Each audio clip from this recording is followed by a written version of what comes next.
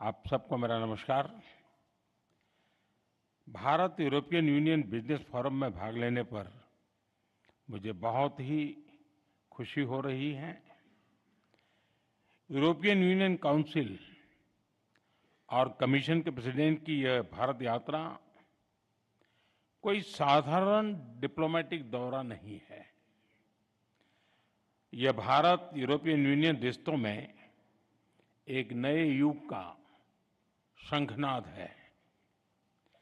पहली बार European union के leaders उनका भारत के गणतंत्र दिवस के मुख्य अतिथि के रूप में शामिल होना, भारत और यूरोपियन यूनियन के बीच भारत के इतिहास का सबसे बड़ा एफटीए संपन्न होना और आज इतने सारे सीईओज के साथ इतने बड़े लेवल पर Bharat European union business forum आयोजित होना, ये सब उपलब्धियां विश्व की दो सबसे बड़ी लोकतांत्रिक शक्तियां इनके बीच हो रहे अभूतपूर्व अलाइनमेंट का प्रतीक है।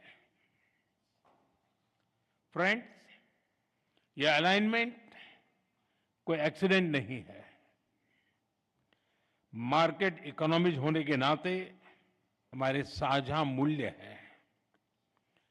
वैश्विक स्थिरता के प्रति हमारी साझा प्राथमिकताएं हैं और ओपन सोसाइटीज के रूप में हमारे लोगों के बीच स्वाभाविक जुड़ाव भी है। इसी मजबूत आधार पर हम अपनी साझेदारी को नई ऊंचाई दे रहे हैं। हम इसे विश्व की सबसे प्रभावशाली साझेदारियों में से स्थापित कर रहे हैं और इसके नतीजे भी हमें साफ दिख रहे हैं। पिछले 10 वर्षों में हमारा व्यापार दोगुना होकर 180 बिलियन यूरो तक पहुंच गया है। भारत में 6,000 से अधिक यूरोपीय कंपनियां काम कर रही हैं। यूरोपियन यूनियन से भारत में 120 बिलियन यूरो से अधिक का निवेश है। भारत की 1500 कंपनियां यूरोपियन यूनियन में मौजूद है और वहां भारतीय निवेश लगभग 40 बिलियन यूरो तक पहुंच चुका है। आज भारत और यूरोपियन कंपनीज के बीच R&D, मैन्युफैक्चरिंग और सर्विसेज हर क्षेत्र में गहरा सहयोग है और आप जैसे बिजनेस लीडर्स इसके कर्ता भी हैं और लाभार्थी भी।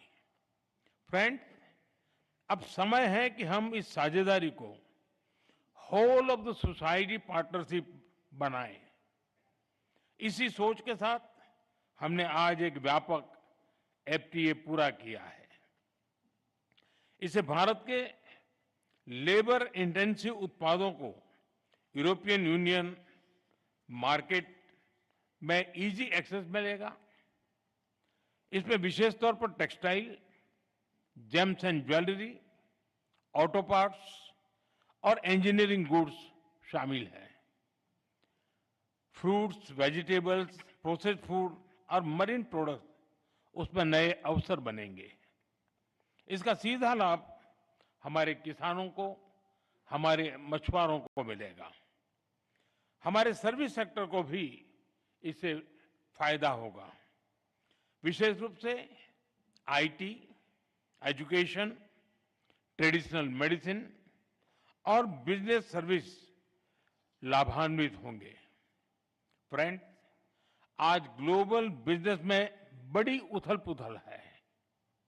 हर कंपनी अपनी मार्केट स्ट्रेटेजी और पार्टनरशिप को नए सिरे से देख रही है। ऐसे समय में यह एफटीए बिजनेस जगत के लिए एक साफ और सकारात्मक संदेश है।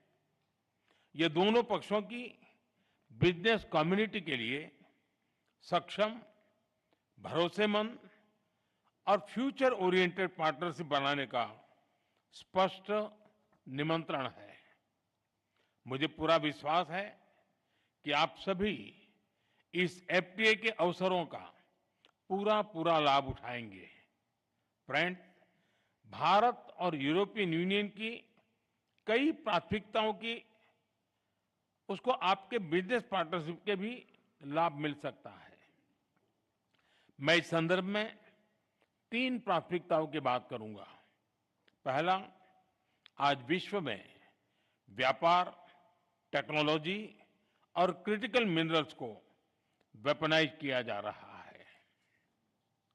हमें साथ मिलकर अपनी निर्भरताओं को डी रिस्क करने की आवश्यकता है।